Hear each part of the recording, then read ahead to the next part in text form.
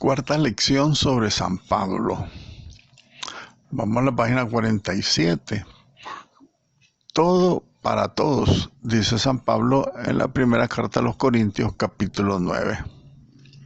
Y es que la caridad y el desinterés de San Pablo alcanzan otra de sus expresiones más intensas, pues en ese texto de la primera carta a los Corintios, capítulo 9.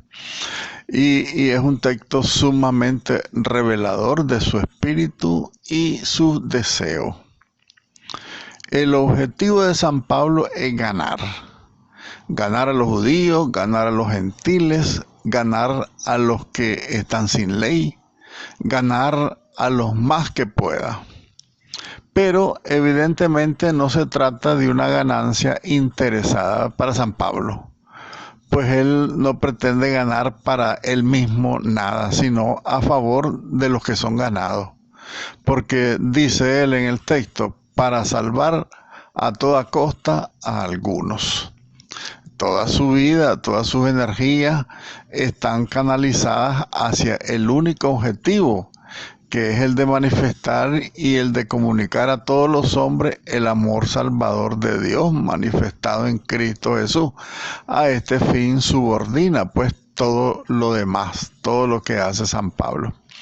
Por eso dice, me he hecho esclavo de todos. Se ha puesto al servicio de Cristo y de su evangelio para la salvación de todos los hombres, lo que más pueda. Ha hipotecado incluso su propia libertad personal. Ya hemos visto que el término esclavo tenía un significado muy fuerte en la época de San Pablo, para llevar el amor de Dios a todos.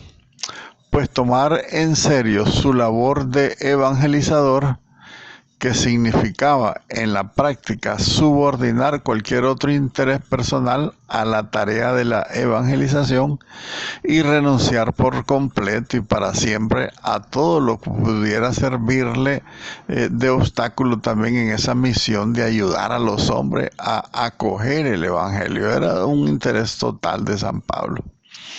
Él vio muy claro que para llevar a Cristo a todos, él debía ser todo para todos. Todo para él quedaba subordinado a la obra de salvar a todos los hombres. Y él mismo decía, todo lo hago por el evangelio. Y la palabra todo hay que entenderla en su sentido propio aquí cuando se medita en San Pablo. De hecho, se hizo judío con los judíos, dice él mismo, ¿verdad? Para ganar a los judíos. Estaba dispuesto a soportar cualquier padecimiento personal antes que permitir el más ligero obstáculo en la conversión de sus hermanos judíos a Cristo. Prefiere renunciar al ejercicio de la libertad respecto de la ley en atención a los hermanos a quienes se podía escandalizar. Él hasta en eso pensaba, en no escandalizar. Y en todas sus relaciones con los judíos le vemos usar el mayor respeto por la observancia de la ley. Aunque San Pablo es consciente de que en esto, en la obediencia de la ley, no haces más que seguir el ejemplo del propio Jesucristo, según lo refiere en la carta a los Romanos capítulo 15, y cuando se pronuncie contra la ley, no irá en contra de los judíos o los judíos cristianos, sino que irá contra la porfía que tenían ellos de seguir esa observancia, como si fueran necesarias para sus conversos gentiles, y los cuales se estorbaba, ¿verdad? A los gentiles se les estorbaba seriamente con muchas leyes, muchas normas judías para poder entrar en la iglesia, entrar en la fe cristiana para los gentiles. Entonces San Pablo hasta en eso velaba. Recordemos que él luchó para que incluso se quitara la circuncisión, porque era una cuestión muy dolorosa y se sufría mucho. Igualmente, dice él, me dice, al principio dice, me dice judío con los judíos, y también dice, me dice gentil con los gentiles.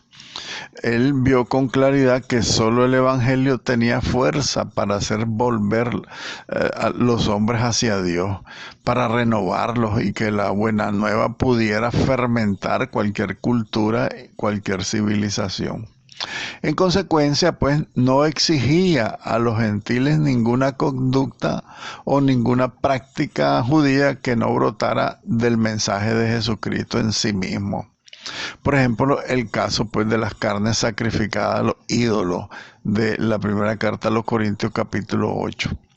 Pablo tenía siempre presentes a los paganos, hasta el punto de usar la lengua griega y asumir conceptos y expresiones tomadas de la filosofía griega y de las religiones místicas. También él hizo mucho uso de toda esa de esos estilos de expresión, no para arruinar el evangelio, sino para buscar cómo el evangelio llegara. Él era un gran inculturador del evangelio.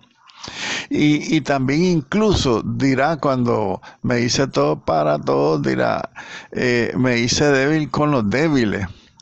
Para él lo único importante era salvar al hermano débil, porque en Cristo había muerto. Y ninguna otra consideración debía estorbarle jamás a Pablo en su propósito. Para él era evidente que cualquier interés personal debía quedar subordinado al supremo propósito de Dios al enviar a su Hijo Jesucristo. ¿Y cuál es ese propósito de Dios? La salvación de los hombres.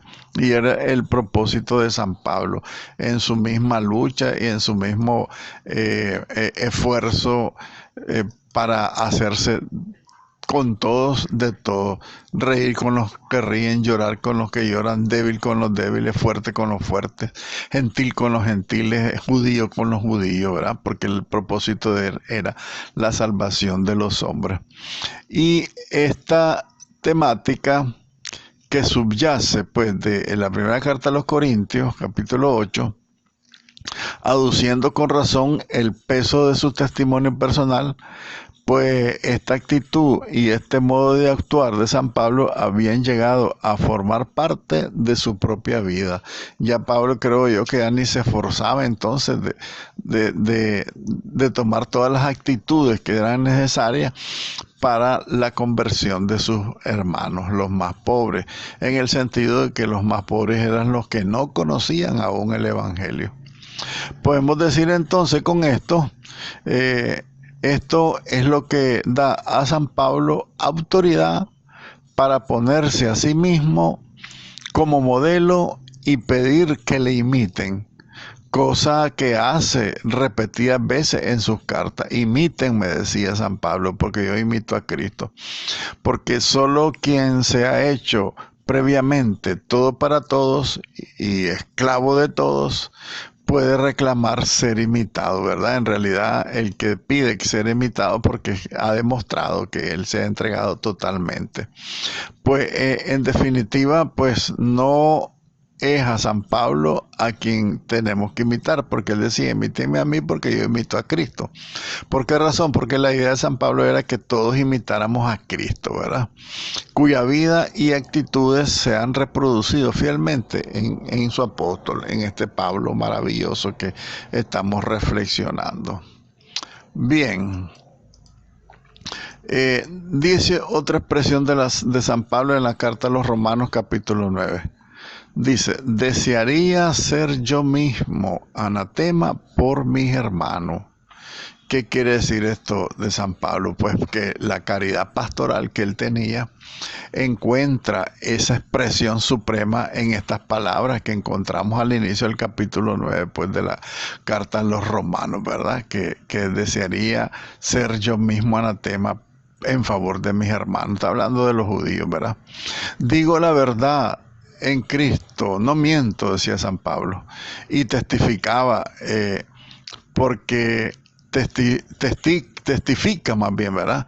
Testifica conmigo mi conciencia en el Espíritu Santo. Y eso lo decía en realidad entonces como una gran verdad, como una gran convicción que tenía, que él era capaz de convertirse en un anatema.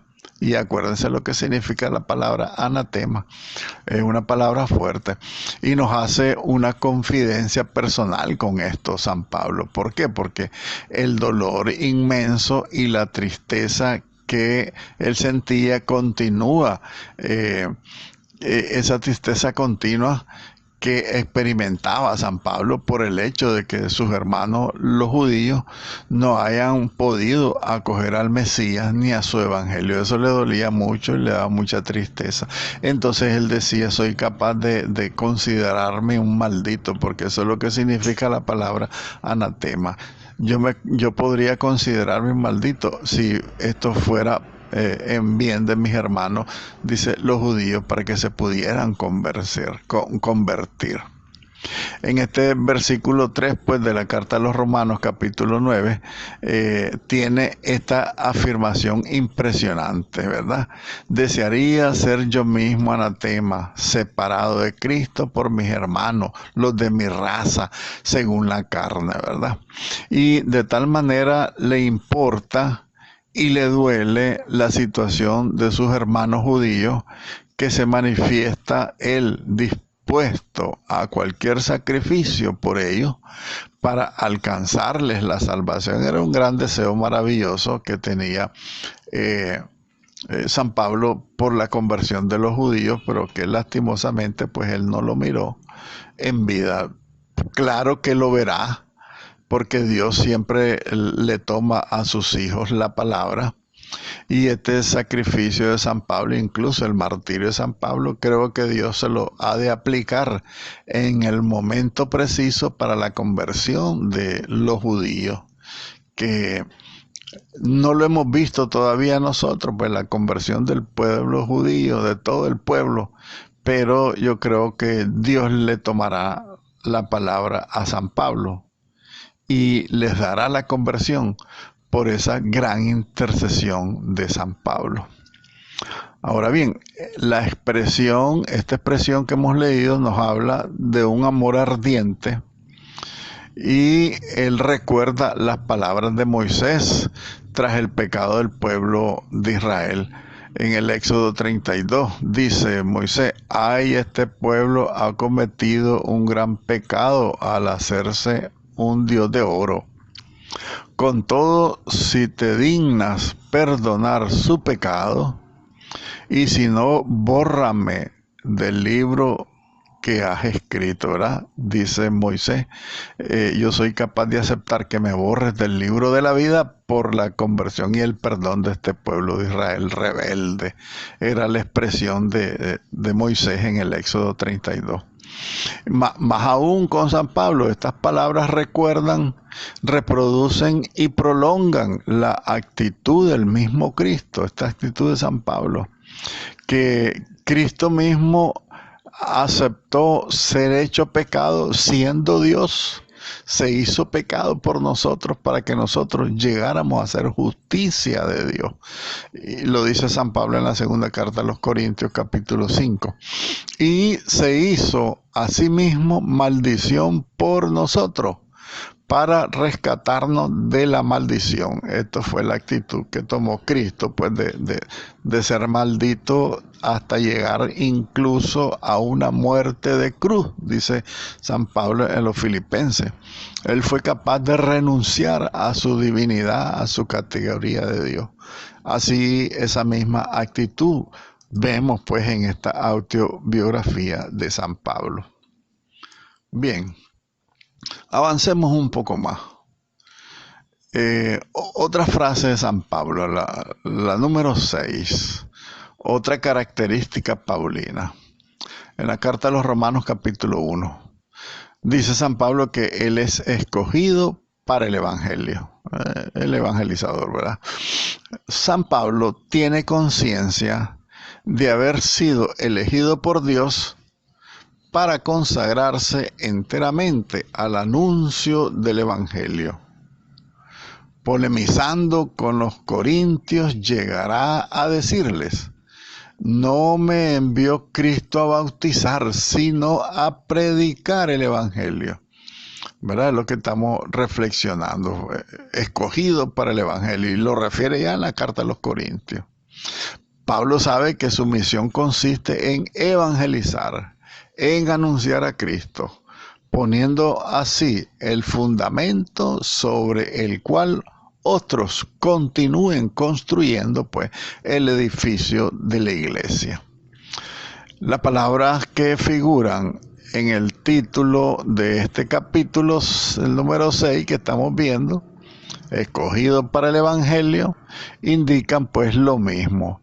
Tiene viva conciencia de que ha sido escogido por Dios mismo para el Evangelio, es decir, para el anuncio del Evangelio. La palabra que se traduce por escoger significa en realidad separar. Ha sido separado para el Evangelio.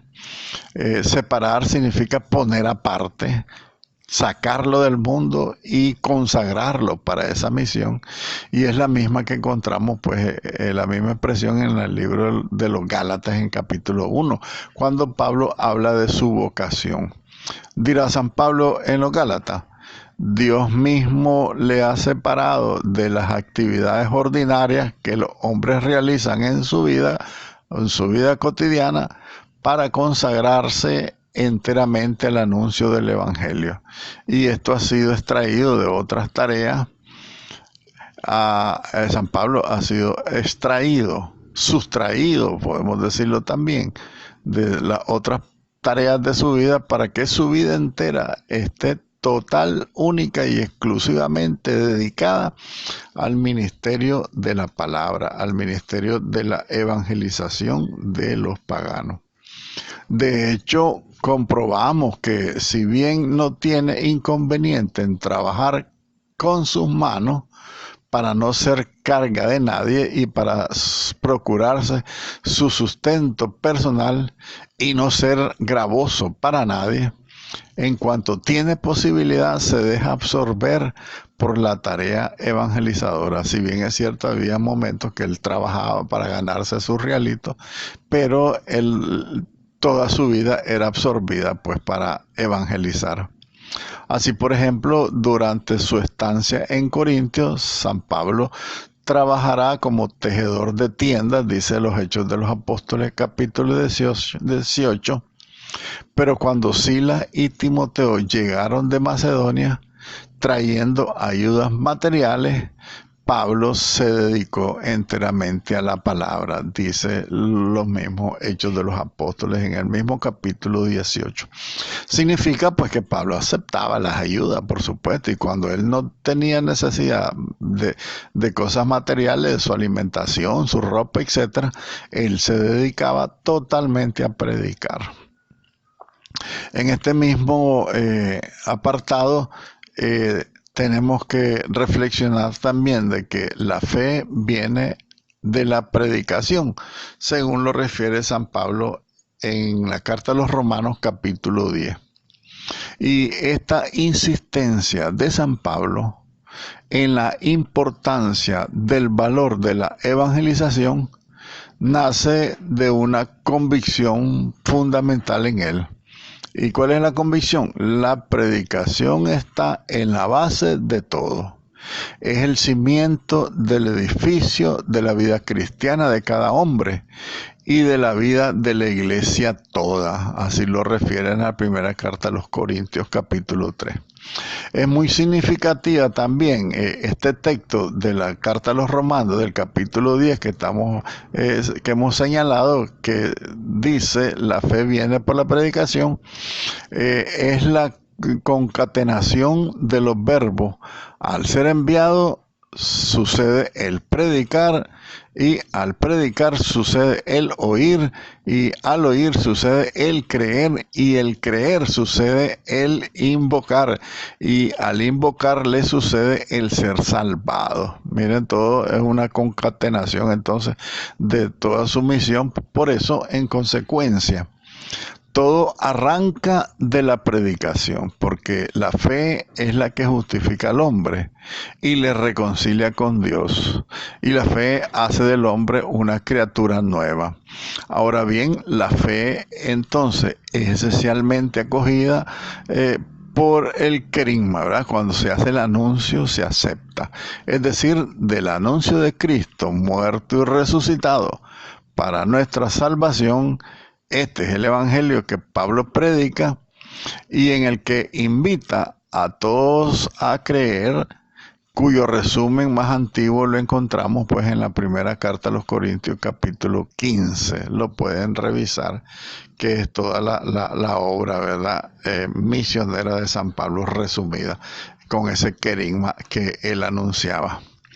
Pues bien, es a esta misión sublime a la que Pablo se sabe llamado sobre todo, ¿verdad? Pues sin la evangelización, sin el anuncio de Cristo, no puede suscitarse la fe. Ni en consecuencia tampoco se puede suscitar la vida cristiana en toda su extensión y en toda su expresión. Ni puede construirse la comunidad cristiana sin el anuncio. Ni es posible la salvación sin el anuncio, sin la predicación.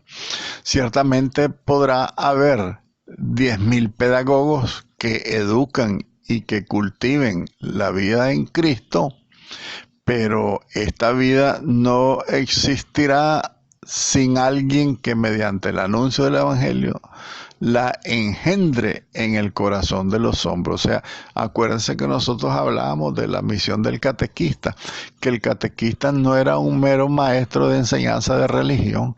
El catequista era aquel que llegaba al corazón del niño catequizado y lo hacía reconocer a este Cristo, amarlo y seguirlo de verdad. Y esa es en realidad la misión de San Pablo, no solamente ser un evangelista más del montón, sino que San Pablo es aquel que anunciaba el evangelio y procuraba con todo su ardor que el corazón de los hombres fuera conmovido, fuera sorprendido por esta presencia de Cristo y transformara la vida.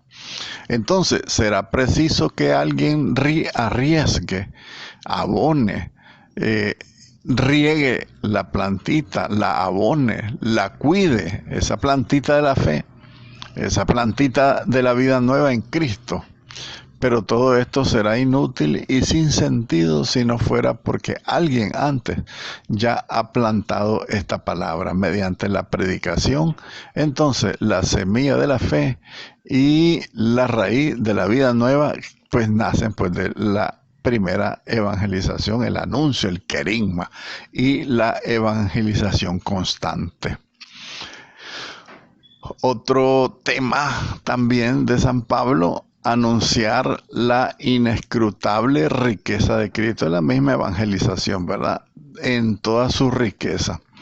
Ya hemos visto cómo el contenido de la predicación de San Pablo no es otro que la persona de Cristo, de su obra salvadora en favor de los hombres.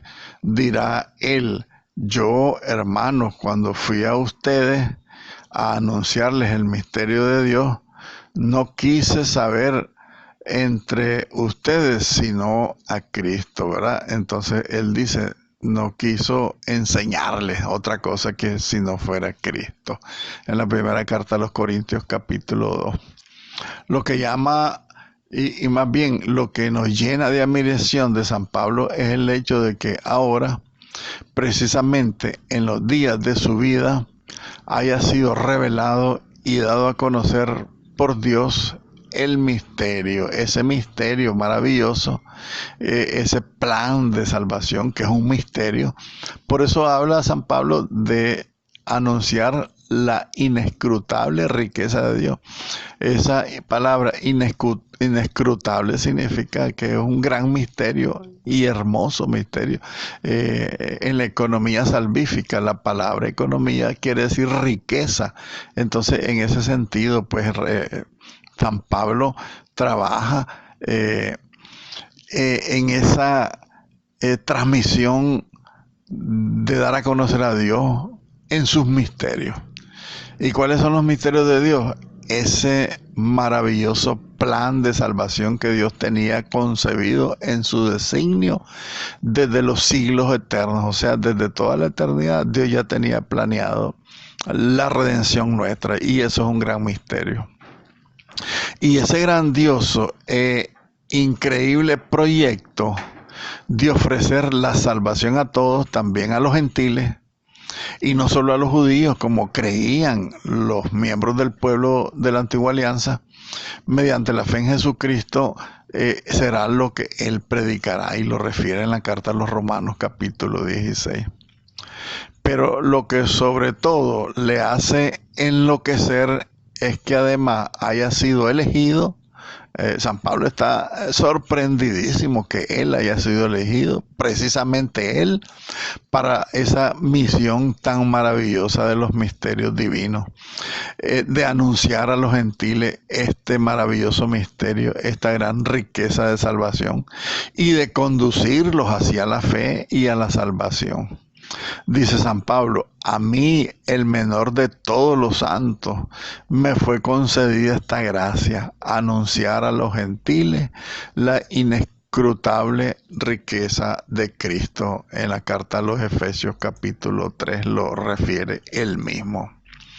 Ahora bien, este hecho le llena de gratitud y de gozo a San Pablo, pero sobre todo lo impulsa a entregar todas sus energías al servicio de la evangelización.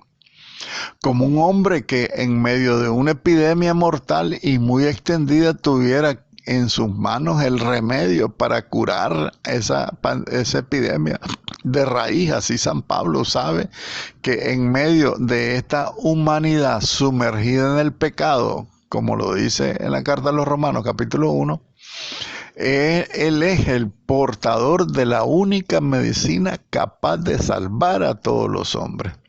¿Y cuál es esa medicina capaz de salvar? El Evangelio, que es fuerza de Dios para la salvación de todos. Romanos 1:16.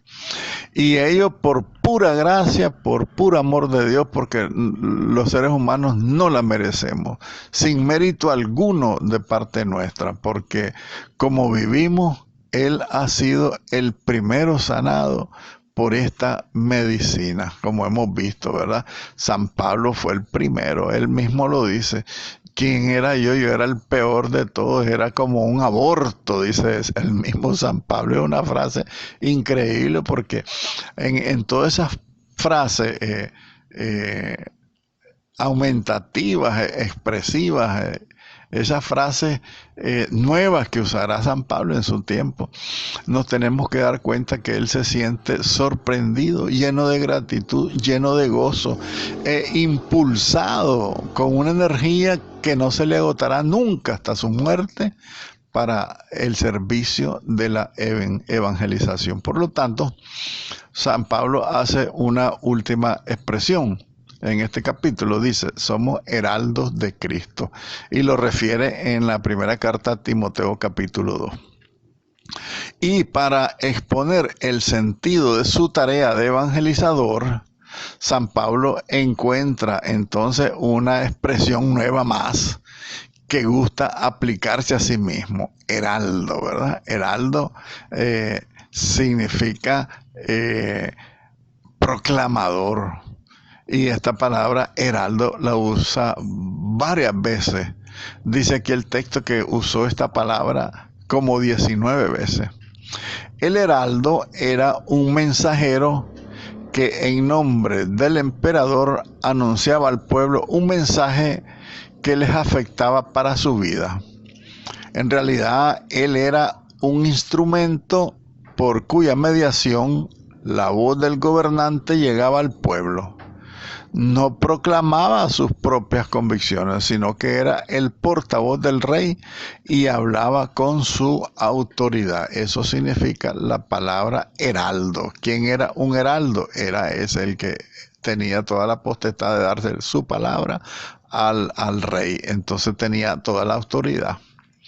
Bien, al principio solo se le exigía tener buena voz al heraldo, una voz clara, una voz potente. Pero como a veces el heraldo exageraba o deformaba las noticias, comenzó a exigírsele al heraldo fidelidad a las instrucciones recibidas de su superior, tanto en el contenido como en el modo de anunciarlo. No podía añadir ni quitar nada por su propia iniciativa, pues su anuncio no tenía origen en ellos mismos, en los heraldos. Los heraldos eran como un autoparlante, entonces no tenían ninguna voluntad, tenían que obedecer la instrucción de su superior. Eso era el heraldo.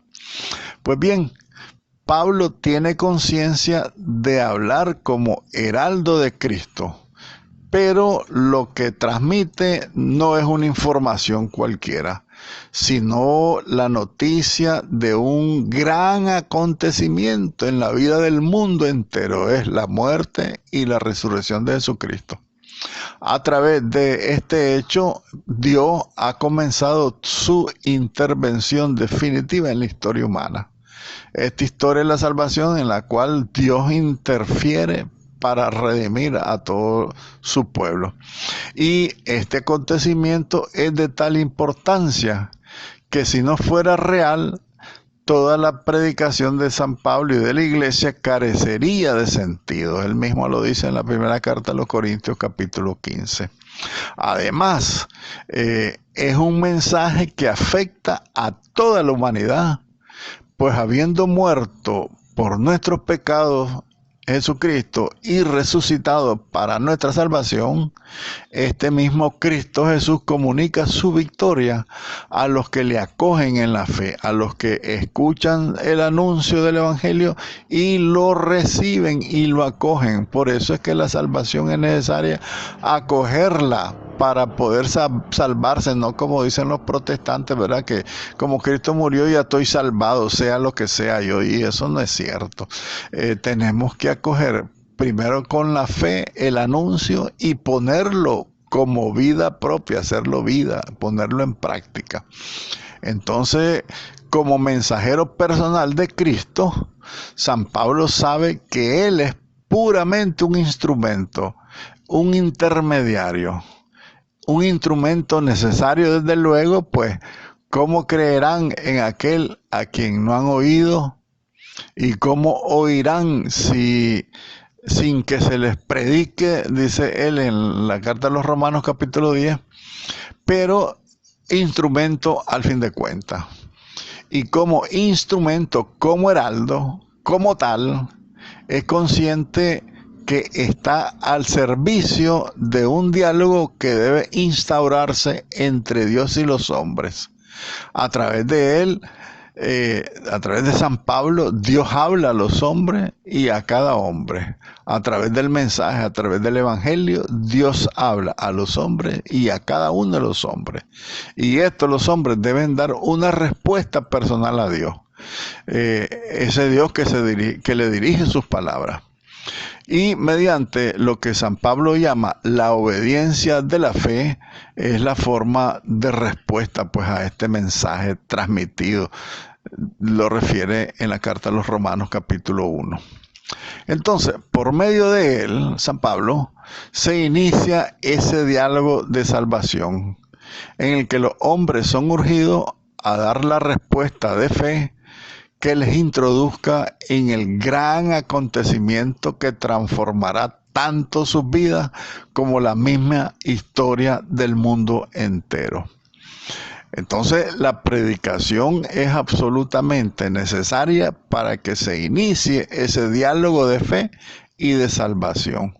Entonces, dice San Pablo, fue voluntad a Dios salvar a todos los creyentes por la locura de la predicación, ¿verdad? Y los hombres solo pueden ser salvados si les son enviados mensajeros que les anuncien con autoridad la buena nueva del Evangelio, ¿verdad? Entonces San Pablo es un heraldo, definitivamente. Pero San Pablo va más allá de ser un heraldo. Dice él, en la segunda carta a los Corintios capítulo 13, habla Cristo en mí. El heraldo es el que habla a nombre de su jefe. Ahora, San Pablo, como heraldo de Cristo, tiene perfecta conciencia de estar transmitiendo palabra de Dios, no su propia palabra, fruto de su personal elucubración. O sea, Pablo no está inventando nada. Espontáneamente él dirá: os decimos esto como palabra del Señor. Primera carta a los tesalonicenses. Es y quiere ser fiel a toda costa, transmitiendo todo y solo aquello que ha recibido. Las palabras recibir, transmitir son términos técnicos usados entre los rabinos para expresar la absoluta fidelidad en la transmisión del mensaje al cual Pablo ha sido llamado. Ahora bien, en la primera carta a los tesalonicenses, capítulo 2, San Pablo da gracias a Dios porque los tesalonicenses recibieron su predicación no como palabra de hombre, sino cual es en verdad como palabra de Dios. Ciertamente se trata de un mensaje salido de sus labios, ¿verdad? San Pablo lo anunció como hombre, pero él sabe muy bien que no es su mensaje particular, sino que es lo que Dios le ha pedido que él anuncie, ¿verdad? Como palabra de Dios mismo. Porque como en el caso de los antiguos profetas, Dios mismo ha puesto sus palabras en la boca de su enviado, por ejemplo Jeremías capítulo 1, y San Pablo también podría repetir con toda verdad lo que Cristo Jesús mismo le había dicho. Que cuál era lo que le había dicho Cristo, nos había dicho a todos nosotros: mi palabra no es mía, dice Jesucristo en el Evangelio de San Juan capítulo 7. Mi palabra no es mía, sino del Padre que me ha enviado. Miren ustedes, Jesucristo mismo, que era el verbo de Dios, era la palabra de Dios. Así San Pablo también no se roba la palabra de Dios para hacerla propia, sino que solamente se limita a anunciarla como verdadero heraldo, pues, del Evangelio. Y precisamente por eso San Pablo reacciona con tanta energía cuando alguien quiere deformar o quiere trastocar el único evangelio que salva. Porque lo que él predica no tiene su origen en los hombres, sino en el mismo Jesucristo, ¿verdad? Lo dice en los Gálatas capítulo 1. Y afirmará también San Pablo con violencia: aun cuando nosotros mismos o un ángel del cielo les anuncien un evangelio diferente del que nosotros les hemos anunciado, sea anatema. Dice en los Gálatas capítulo 1. Se los digo con mis palabras. Si cuando dice, aun cuando nosotros mismos o un ángel del cielo les anuncian un evangelio distinto del que yo les anuncio, dice, sea maldito. Eso significa anatema. Pues hay más todavía. No solo transmite Pablo la palabra de Cristo, sino que afirma que en Cristo mismo, pues es Cristo mismo quien habla a través de él, de San Pablo. Quien afirma: vivo no yo, sino que es Cristo quien vive en mí. Ese que San Pablo quiere decir también que habla Cristo a través de mí. Y hay tal identificación entonces entre Cristo y su enviado, en este caso San Pablo, que ya no son dos personas, sino una sola y misma cosa. San Pablo y Cristo son una sola y misma cosa. Entonces, el evangelizador es como un sacramento de Cristo. En él y a través de él es Dios mismo quien exhorta. Miren qué interesante, pues, la misión del evangelizador a la luz, pues, de la interpretación de la obra paulina, ¿verdad? Como San Pablo nos está queriendo decir a nosotros que si nosotros somos evangelizadores, nosotros como evangelizadores somos como un sacramento de Cristo. Porque a través de los evangelizadores, a través de él, del que predica, del que evangeliza, es Dios mismo quien nos está exhortando. Por eso dice la liturgia, ¿verdad? Que cuando se lee la palabra de Dios en la liturgia, es Dios mismo quien habla. Y eso tenemos que tenerlo muy claro porque a veces nosotros no queremos, por un lado, robar las palabras, el mérito y los aplausos, y no le damos el mérito a quien verdaderamente lo merece, que es Cristo Jesús. Yo siempre he tenido la convicción de que a mí no me agrada que me vanaglorien o me alaben a mí, sino que la felicidad mía como evangelizador es que ustedes se encuentren verdaderamente con Cristo. Y esa va a ser mi gloria. Cuando ustedes, todo el grupo de los estudiantes de teología de Mazatepe, nos encontremos en el cielo y me digan, yo conocí a este Dios maravilloso por vos, entonces esa va a ser mi gloria. Pero ahorita lo que me interesa es que ustedes se encuentren con Cristo al mejor sentido de la misión de San Pablo, ¿verdad? Porque San Pablo era sacramento de Cristo. Sacramento, ustedes saben lo que significa. Es una cosa sagrada lo que se les está transmitiendo, que es la misma exhortación que Dios nos está haciendo a través de el instrumento que somos todos nosotros los cristianos, discípulos y misioneros. Quizá por esta identificación de San Pablo con Cristo es por lo que él insistirá tantas veces a lo largo de sus cartas diciendo, imítenme. La primera carta a los Corintios, capítulo 4, Filipenses, capítulo 3, segunda carta a Tesalonicenses, capítulo 3. Lo dirá varias veces, imítenme. Lo que podría parecer presunción suya, si yo digo imítenme, puedo ser o aparecer como un presumido. Pero dice San Pablo, lo que parece ser que San Pablo es presumido tiene en realidad un significado muy profundo. ¿Y cuál es ese significado? Ser imitadores míos como yo lo soy de Cristo, dice San Pablo. Imitemos a Cristo, esa sería mi frase final, imitemos a Cristo. Entonces, de este modo, el evangelio que San Pablo predica no es solo palabra, sino palabra hecha carne, hecha vida. El anunciar ese evangelio hecho realidad en San Pablo.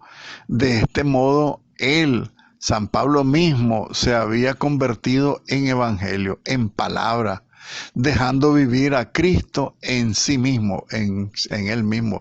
Repito lo que decía San Pablo, no soy yo el que vivo, es Cristo el que vive en mí.